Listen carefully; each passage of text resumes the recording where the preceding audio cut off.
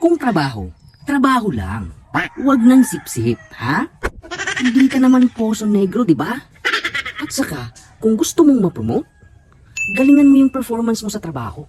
Hindi yung ang ginagalingan mo ang paninira sa katrabaho mo. At saka, di ba, ang hilig mo sa pabida-bida? Daig mo pa nga si Jollibee. Pero okay naman yun. Para kung may mga trabaho, di ikaw nang gumawa. Total, ikaw naman magaling, di ba? Tapos ngayong Christmas party, ikaw na lahat. Ikaw na mag-present, ikaw na mag-host, ikaw na mag-intermission number, ikaw na sumayaw, ikaw na kumanta. Lahat ikaw na.